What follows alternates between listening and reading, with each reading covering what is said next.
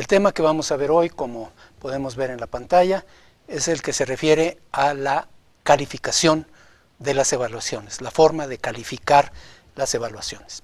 Como introducción, me refiero a algo que puede parecer un poquito ajeno al asunto, pero que luego veremos lo importante que es, para ver la importancia que tiene el enfoque que se tome para calificar.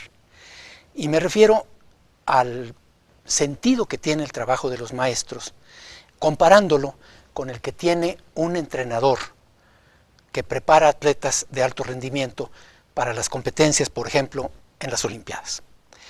Y digo, la tarea de los maestros es muy diferente de la de los entrenadores. Los entrenadores buscan preparar unos cuantos atletas sobresalientes para que puedan tener posibilidades de obtener premios en las competencias internacionales. Con que un discípulo de un entrenador saque la medalla de oro en las Olimpiadas, ese entrenador está perfectamente satisfecho de su trabajo y no importa que otros no lo hayan conseguido. En cambio, el trabajo de los maestros y concretamente de los maestros de educación básica es muy distinto. Se trata de que consigan que todos sus alumnos alcancen al menos ciertos niveles que se consideran básicos en forma satisfactoria. Si algunos, además de eso, resultan sobresalientes, qué bueno. Y si hacen un trabajo para que todos tengan ese nivel mínimo, también estarán ayudando a los más capaces para que vayan adelante. Pero no pueden centrar la atención solamente en el más capaz del grupo. Eso sería un grave error. La misión del maestro no es sacar premios Nobel, sino que todos sus alumnos tengan resultados mínimamente adecuados. Entonces, esto es algo muy diferente y tiene que ver con, por un lado, estos conceptos de evaluación que ya hemos visto, de evaluación sumativa y evaluación formativa. O sea, las evaluaciones no solamente nos deben de decir al final del proceso hasta dónde se llegó, sino que también tiene que haber evaluaciones a lo largo del proceso que nos digan qué tanto nos vamos acercando al fin, qué tanto nos falta para poder ajustar el paso en consecuencia. Ahora bien, ¿en qué se distinguen esas dos formas de calificación que en el esquema vimos que se llamaban calificación normativa o criterial? La calificación normativa es la que resulta al comparar el nivel de un evaluado con el promedio de los demás, con el conjunto de los demás sujetos del grupo. Entonces se evalúa con el promedio o con la media o, dicho de otra manera, con la norma estadística. La palabra norma muchas veces la entendimos más bien en sentido legal, en sentido jurídico, pero también en estadística se habla de la norma estadística que es la media, el promedio. Entonces, cuando se califica viendo si este alumno está por arriba del promedio, por abajo del promedio, se califica normativamente. Si se hace eso, o sea, se compara a cada sujeto con los demás, se puede establecer un orden entre ellos. Se puede decir este quedó arriba, este luego, este después y este mero abajo. Primero, segundo, tercero, último. O sea, se puede establecer un orden. Y por eso los números que se usan para poner lugares, primero, segundo, tercero, los llamamos números ordinales, porque nos definen un orden. Aunque no sepamos la distancia que hay entre uno y otro. Decimos, llegó primero, este llegó después, este después, aunque no sepamos si entre el primero y el segundo hay un intervalo muy chico y entre el segundo y tercero uno muy grande, o al revés, entre el primero y el segundo uno muy grande y luego entre el segundo y el tercero uno muy chico.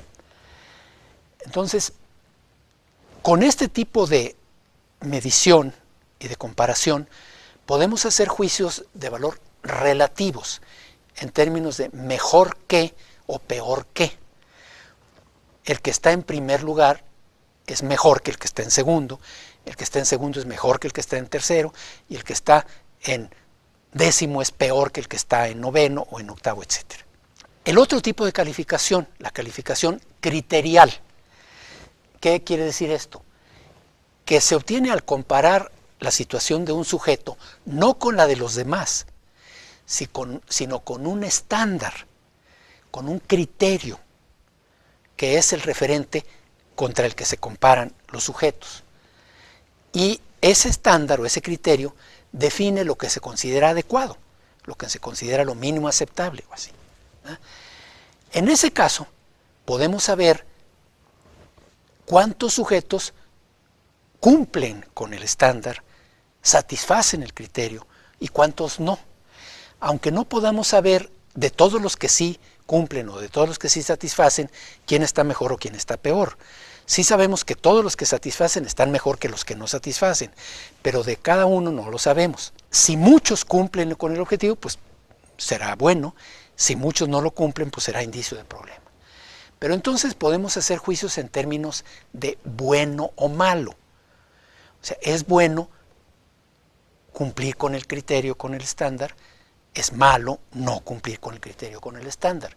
Y no importará mucho que podamos ordenar a los sujetos. En el caso de las primeras formas, las que ya vimos antes de la calificación normativa, nos puede salir una curva normal, curva de campana, que ya hemos visto.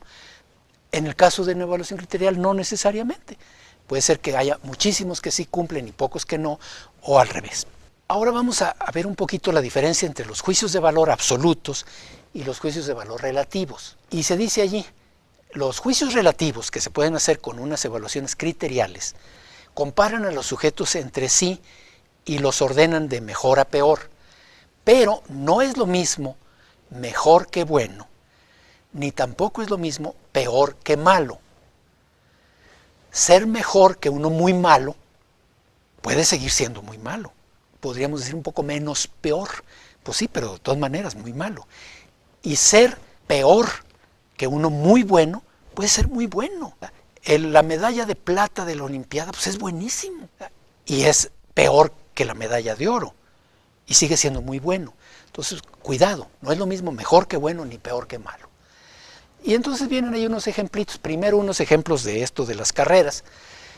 Imaginemos que tenemos dos grupos de 10 corredores en carreras de 100 metros planos.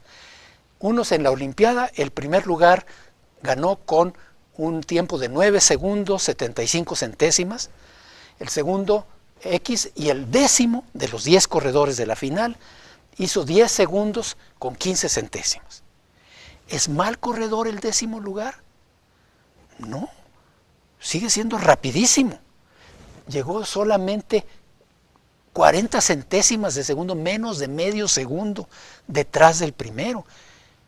Y sin embargo llegó en décimo. Es el peor de los 10 mejores, pero sigue siendo buenísimo.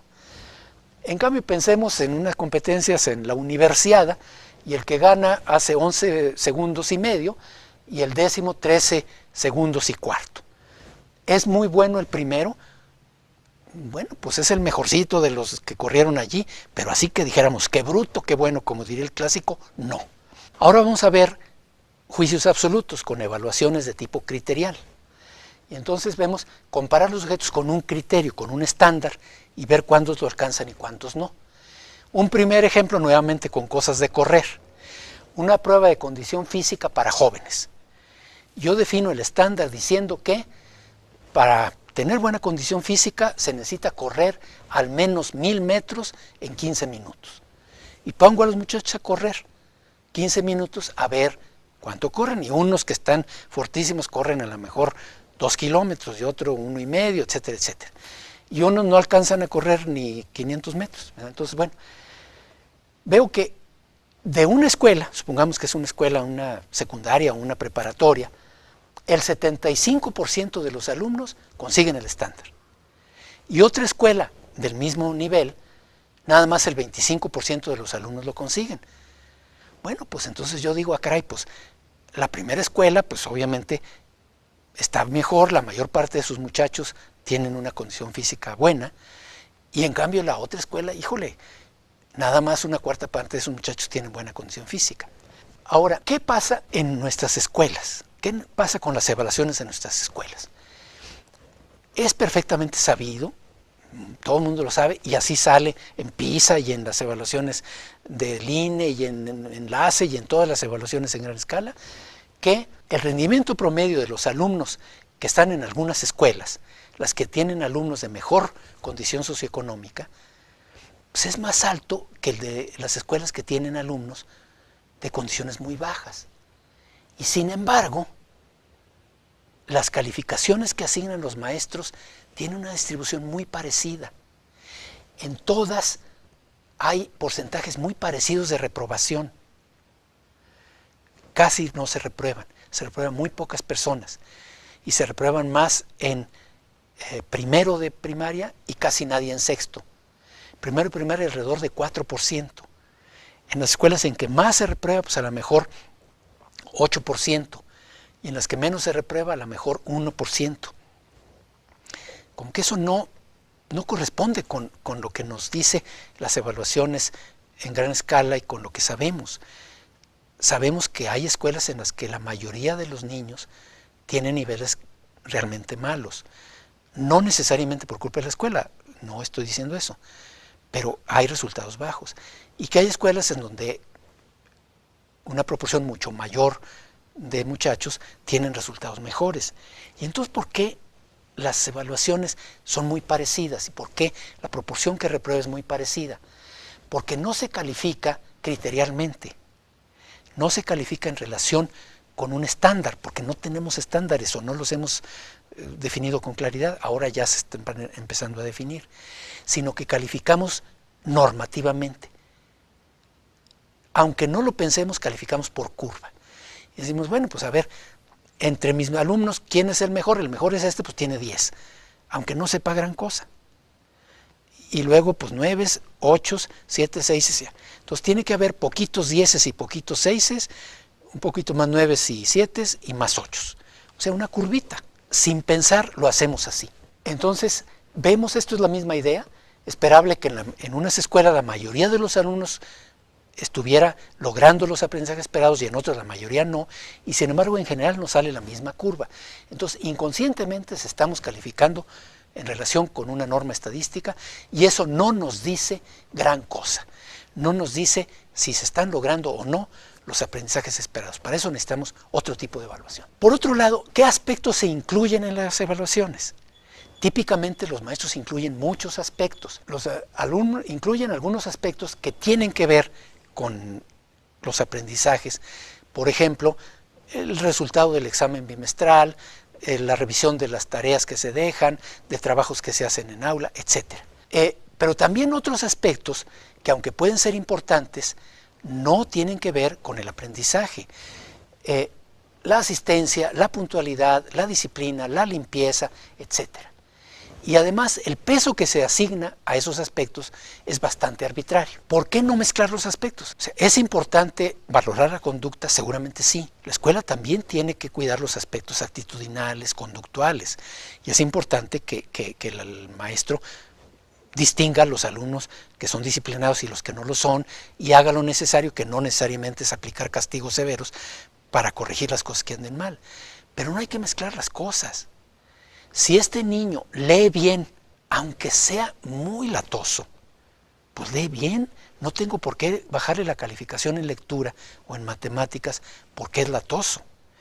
Y si este otro niño es tranquilísimo y dócil, no da problemas, pero no lee bien o no sabe las cuestiones básicas de aritmética, no le voy a subir la calificación en lectura o en matemáticas porque se porta bien. O sea, hay que separar las cuestiones y atenderlas cada una por su lado. Entonces, como vemos, las prácticas son muy desordenadas. Se revuelven un montón de cosas, se dan pesos más altos, más bajos, sin que haya criterios claros. Y las normas oficiales tampoco nos dan criterios claros. Bien. Como resultado de esa ambigüedad, se llega a la calificación con una alquimia matemática que no tiene sentido sustantivo o por una impresión subjetiva. O sea, bueno, pues tienen un cuadrito, esto vale 35%, esto vale 30%, pero ¿por qué 35%? ¿Por qué 30%? ¿Por qué 70% y 30%? Pues quién sabe. O sea, es alquimia. O impresión subjetiva, el concepto que tenga el maestro del estudiante, etc. La calificación se vuelve objetivo, un fin en sí misma.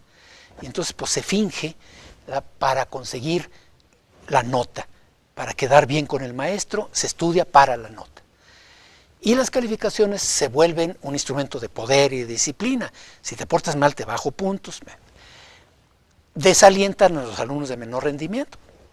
Una manera usual de calificar un examen, que parece razonable y que la hemos usado todos los maestros, y seguramente muchos la usan todavía, es: hago un examen con cierto número de preguntas, 10, 20, 30, 100, X, reviso y pongo palomitas y tachas, cuento los aciertos y asigno una nota según el porcentaje. Si tengo 10 preguntas, pues es muy fácil, 10 es 100%, 9 es 90%, etc. Entonces, pues 10 es 10, 9 es 9, etc. Si tengo 20, pues entonces 20 es 10, 18 es 9, 16 es 8, etc. Y pregunto, y afirmo, no es adecuado calificar así. Y me dicen, oiga, pues ¿por qué no? Pues así siempre le he hecho y a mí se me hace que está bien. ¿Qué tiene de malo eso? ¿Por qué no está bien eso? ¿Qué tan difíciles son las preguntas que puso? Si usted hizo una prueba de 10 preguntas fáciles, pues todos los alumnos o muchos alumnos pueden tenerlas todas bien y se sacan 10, y eso no quiere decir que sepan mucho.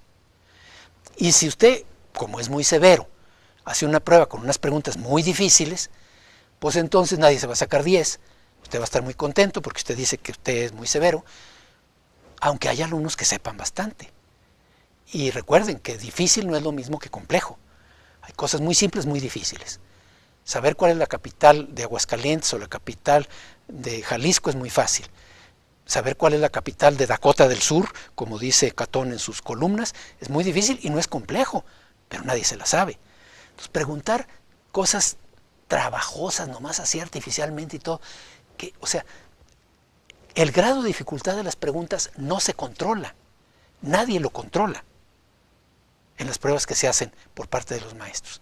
Y entonces, pues simplemente sumar aciertos y errores no dice nada. Pero por otro lado, ¿cuál es el balance adecuado de preguntas de dificultad alta, media o baja? ¿Quién sabe? Nadie lo sabe fácilmente. Y además, las preguntas pueden cubrir solo una parte de los contenidos que se deberían de ver, aunque sean de una dificultad razonable, pero si nada más cubren una parte, pues saberse esa parte completa no quiere decir haber alcanzado los objetivos establecidos. Un enfoque criterial implica, primero, definir los criterios de referencia con los que se va a comparar el resultado, para saber qué es lo que tiene que saber el alumno. Si no tenemos estándar, no podemos calificar criterialmente. Precisar qué deberá poder hacer, demostrar el alumno para mostrar que sabe eso. Diseñar evaluaciones en las que los alumnos tengan que mostrar eso.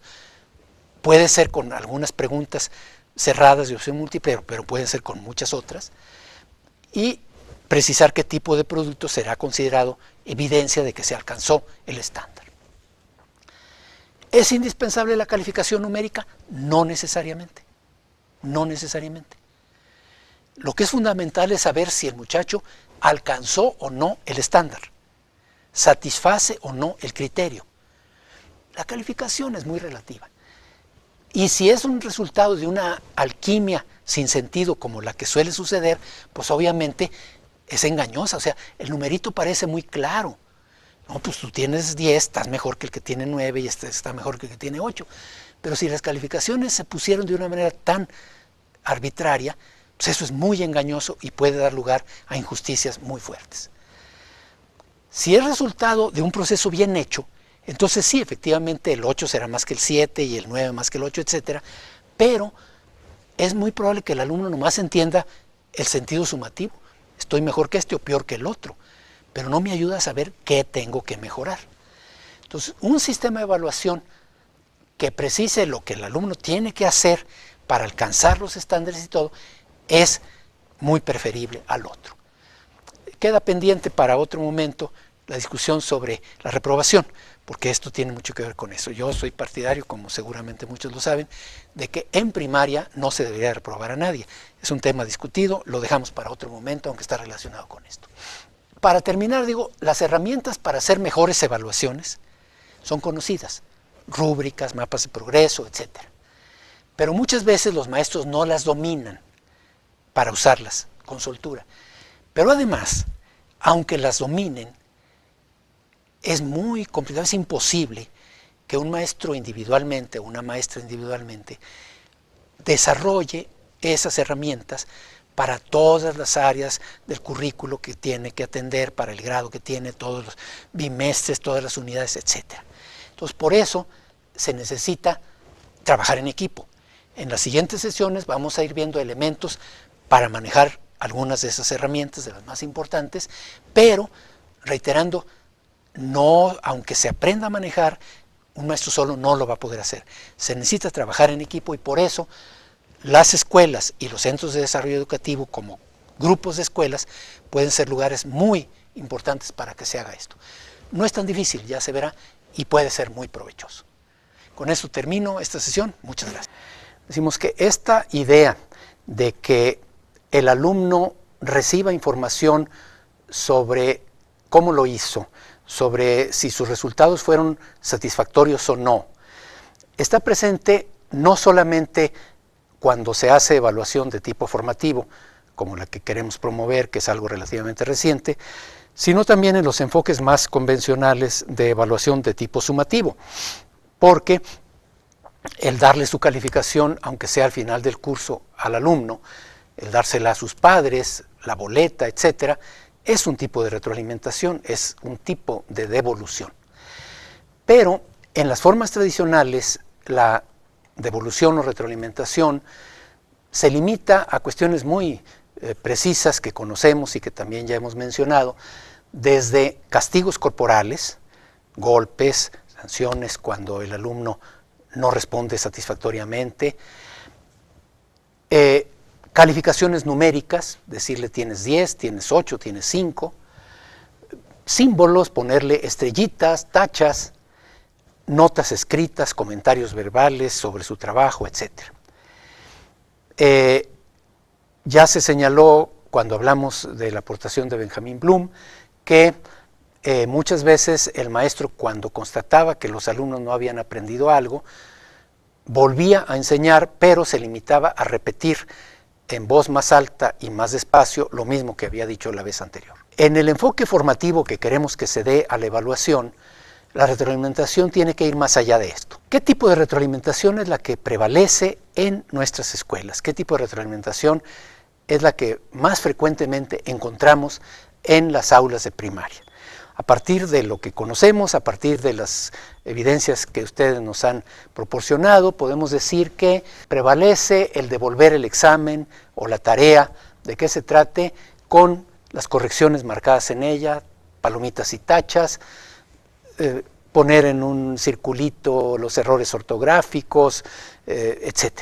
Hay también el uso de símbolos o mensajes estereotipados muy cortos, a veces utilizando sellitos para ya no tener que escribirlo cada vez, estrellitas, sellitos que dicen buen esfuerzo, necesitas mejorar o cosas así. Comentarios escritos un poco más amplios, comentarios verbales y las calificaciones numéricas omnipresentes. ¿Qué pasa en América Latina en general? Nuevamente a partir de la investigación conducida por el maestro Pedro Ravela en 8 países de América Latina. Pues cosas muy parecidas a las que encontramos en Aguascalientes. Un maestro dice, yo trato de dar estímulo positivo a mis alumnos diciéndole tú puedes. Otro dice, a cada quien se le entrega su trabajo con su nota. Cuando lo amerita, dice por ejemplo, un alumno que nunca sale bien, le digo lo felicito mi amor y así se motiva. Al niño que ha trabajado bien se le pone una felicitación, al que ha salido mal le pongo necesitas esforzarte un poco más, tu tarea no ha estado completa, o bien, muy bien, te felicito, según sea el caso. Otro maestro dice, todo trabajo tiene validez. Hay niños que no trabajan como uno espera, pero no es correcto decirles que su trabajo está mal. Yo pongo revisado y cartelitos que dicen corrige ortografía, entrega el trabajo ordenado, dedíquese, debe mejorar. Para algunos tengo sellos. Muy bien. Ahora vamos a ver, como dije con cierta amplitud, el doble impacto de este tipo de devolución, de retroalimentación en general. Por una parte el impacto afectivo y por otra parte el impacto cognitivo. El impacto afectivo es algo que los maestros tienen muchas veces conciencia de ello, aunque sea implícitamente, puesto que se manifiesta esta frecuencia de destacar los comentarios elogiosos cuando es posible hacerlos, muy bien, con signos de admiración para destacarlo, y también la conciencia del impacto afectivo se refleja en el cuidado que muchas veces se manifiesta en los comentarios que se hacen cuando las cosas no están bien. Necesita esforzarse. Obviamente el niño que encuentra que le ponen necesita esforzarse, entiende perfectamente que lo hizo mal, pero no le dicen mal, sino que le dice necesita esforzarse. Desde hace ya bastante tiempo, desde la década de 1980, algunos psicólogos, como los que se mencionan allí, Crux y Natriello, hicieron estudios, investigaciones empíricas, para ver el impacto de la evaluación. Por otro lado, los promotores de la evaluación formativa, como un autor muy importante que ya hemos citado y citaremos más, Rick Stiggins, destacan este aspecto, y voy a hacer una cita bastante extensa de lo que dice Stiggins. Stiggins dice que el aspecto afectivo de las evaluaciones y de la retroalimentación y de su impacto en los niños es algo que muchas veces no se tenía en cuenta. Y dice que si una evaluación es muy buena técnicamente, es válida y confiable, pero tiene efecto sobre los alumnos, hacer que abandonen la tarea desesperanzados, esas evaluaciones, aunque técnicamente sean impecables, no se pueden considerar sin más buenas, constructivas, porque hacen más daño que bien. Dice Stiggins que en el pasado los marcos de referencia para valorar una evaluación, para considerar qué tan buena era, solamente consideraban los aspectos técnicos y no tomaban en cuenta el impacto en el alumno. Y dice que en cambio, más recientemente, la nueva visión que se tiene de lo que es una buena evaluación, de la excelencia en evaluación, pone en el centro la idea del impacto como criterio de calidad. Dice Stiggins, desde los primeros grados, algunos alumnos, algunos niños, obtienen altos puntajes en las evaluaciones externas y al mismo tiempo también reciben calificaciones altas por parte del maestro. El efecto emocional de estas evaluaciones, tanto externas como del maestro, sobre ellos, pues es que los hace verse como capaces de aprender y entonces van adquiriendo más y más confianza en sí mismos. Otros, en cambio, dice Stiggins, reciben puntuaciones bajas en las evaluaciones externas y también calificaciones bajas por parte de los maestros. Y entonces esto los lleva a dudar de su capacidad. La falta de confianza en sí mismos, dice Stiggins, los priva de las reservas emocionales para correr el riesgo de seguir intentando. Y dice Stiggins, los expertos han cometido el error de creer que los adultos somos los usuarios más importantes de las evaluaciones. Y sí, los adultos somos usuarios importantes, pero esta idea pierde de vista que los alumnos pueden ser tomadores de decisiones aún más importantes. Si un alumno decide que el aprendizaje que se pretende que alcance está fuera de su alcance, o que el riesgo de fracasar es demasiado grande para correrlo, o demasiado amenazador, entonces hagan lo que hagan los adultos, el aprendizaje termina. Si el niño ya no quiere esforzarse, ya no quiere intentarlo, porque está convencido de que no va a poder, porque ya no tiene confianza en sí mismo, hagamos lo que hagamos los maestros, no habrá más aprendizaje. Es tiempo, continúa Stiggins, de sustituir la intimidación como principal motivación, sustituirla por la promesa de éxito académico para todos los aprendices como fuerza motivacional. El miedo a veces funciona, pero solo motiva a los que tienen esperanza de éxito en aprender. Desafortunadamente, cuando se trata de aprender, la desesperanza siempre pesa más que la intimidación. Pues sí, el niño tiene miedo, teme que le va a ir mal, pero eso no lo ayuda a mejorar. Y mientras más miedo tiene, más se trauma y menos aprende. Una evaluación en aula efectiva dice Stiggins, puede y debe servir para promover la esperanza en todos los alumnos. Esto por lo que se refiere al impacto afectivo de la evaluación. En cuanto al impacto cognitivo, bueno, comienzo diciendo el impacto afectivo es muy importante, pero el propósito de la enseñanza en la escuela es fundamentalmente cognitivo, porque obviamente tenemos que procurar que los niños también desarrollen las actitudes, los valores, etcétera, que sean honrados, que sean responsables, que sean solidarios. Pero sabemos que esos aspectos tienen una influencia más fuerte que la de la escuela, de otros factores, de la familia, de los medios de comunicación, la televisión, etcétera. Y bueno, pues la escuela tiene que también tratar de aportar algo, pero no está a su alcance controlarlo todo. En cambio, enseñar matemáticas no lo van a hacer los medios de comunicación, las familias poco lo pueden hacer. Enseñar a leer lo pueden hacer un poco más, pero enseñar matemáticas o ciencias, etcétera, normalmente si no lo hace la escuela, nadie más lo podrá hacer. Por eso, el desarrollo de competencias cognitivas es fundamentalmente responsabilidad de la escuela. Y entonces importa saber qué efecto tiene la evaluación y la devolución de sus resultados sobre los aspectos cognitivos y también ver la relación de lo afectivo con lo cognitivo. En este sentido, es importante la aportación de William Sadler, que enriquece la noción de Bloom sobre la evaluación formativa, diciendo que la evaluación formativa tiene que comprender 3 elementos esenciales. Por un lado, se tiene que precisar el propósito que se quiere alcanzar, el aprendizaje que se quiere que el alumno consiga, el objetivo, o sea, el punto de llegada. Por otro lado, la evaluación nos tiene que decir dónde está el alumno en este momento, o sea, el punto de partida, de dónde parte el alumno para conseguir el aprendizaje que queremos. Y en tercer lugar, la evaluación formativa tiene que dar aportaciones para orientar al alumno sobre cómo pasar de donde está en este momento a donde queremos que llegue.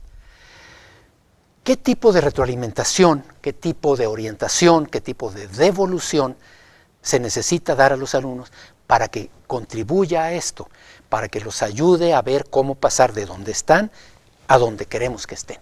¿Qué tipos de retroalimentación, pasando al segundo punto, podemos distinguir?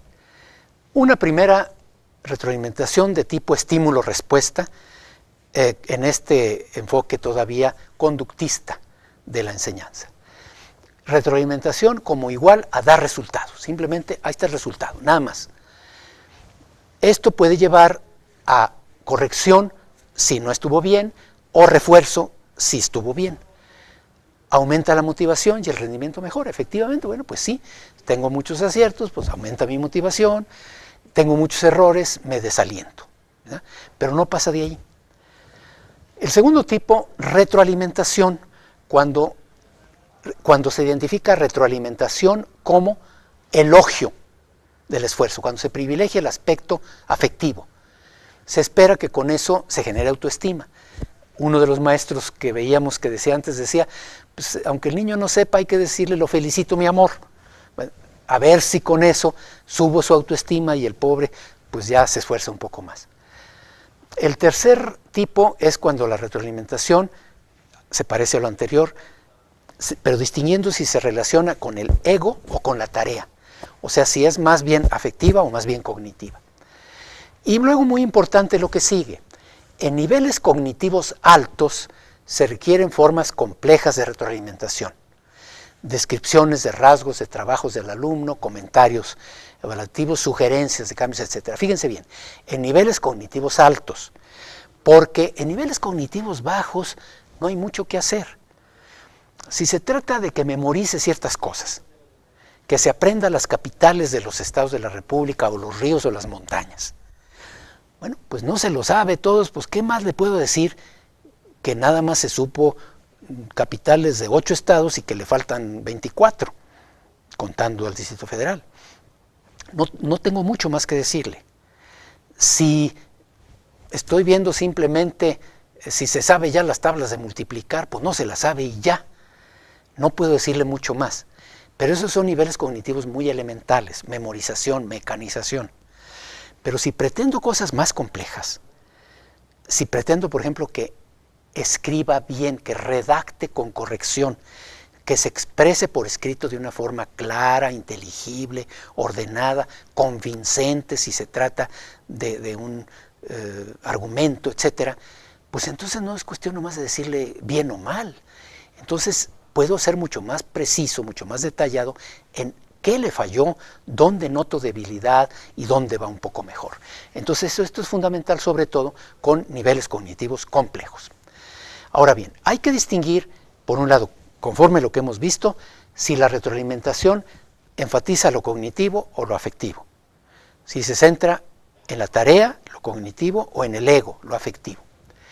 Si es solo evaluativa o descriptiva. Solo evaluativa nomás nos dice si está bien o está mal. Si es descriptiva, si nos dice en dónde está bien o en dónde está mal. Y entonces, combinando estos elementos, se pueden distinguir tres tipos de retroalimentación, que se pueden designar con las palabras valoración, devolución y orientación. A veces las palabras se utilizan con sentidos un poco diferentes, no hay problema, el chiste es que nos entendamos. Retroalimentación como valoración, retroalimentación valorativa, solamente afectiva, bravo, muy bien, lo felicito mi amor, o bien necesita esforzarse. Retroalimentación como devolución, nada más dice cuántos aciertos, errores, nada más da el dato. Retroalimentación como orientación, dice dónde hay fallas precisas y sugiere formas de mejorar.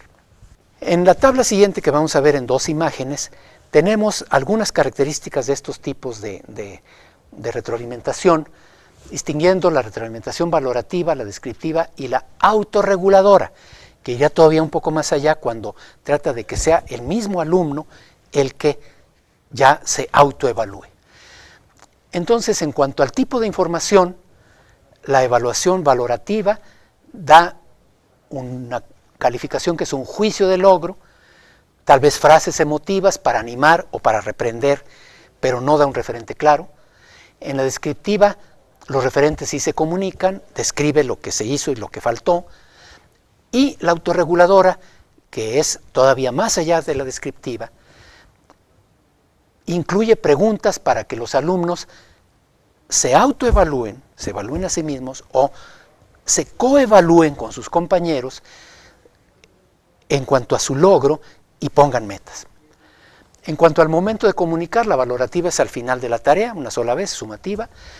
La descriptiva es durante la tarea y al fin de la misma, y la autorreguladora también es durante la tarea. En cuanto a la conciencia del impacto afectivo, en la retroalimentación valorativa no hay conciencia, o se cree que es un impacto muy simple. En la descriptiva hay una conciencia de la complejidad de este impacto y se usa para tomar decisiones. En la autorreguladora, como no es una evaluación hecha por el maestro, sino por los mismos alumnos, este aspecto no se aplica. Y fíjense lo que dice abajo, citando a un autor que vamos siguiendo en este tema, que es Grant Wiggins. El maestro busca volverse innecesario como única fuente de retroalimentación. O sea, si tendemos a fomentar la autorregulación, la capacidad del alumno para autoevaluarse, el maestro tiende a volverse innecesario, a que ya no haga falta que él le diga al alumno cómo va o cómo está, sino que el alumno sea capaz de él mismo detectar. En la siguiente parte del cuadro tenemos los dos últimos renglones. La idea que tiene el papel de la retroalimentación en la valorativa, pues es para aprobar o reprobar, para motivar o desmotivar y para rendir cuentas. En la descriptiva el papel es ayudar a mejorar los desempeños futuros, y en la autorreguladora promover la autonomía de los alumnos. Y la participación del alumno en la valorativa simplemente recibe el juicio, la valoración sin referentes claros. En la descriptiva se le dan referentes desde antes para que pueda contrastar lo que consiguió de lo que se retroalimenta con lo que se pretendía que alcanzara. Y en la autorreguladora el muchacho mismo revisa su trabajo y el de otros, fija metas y decide la participación.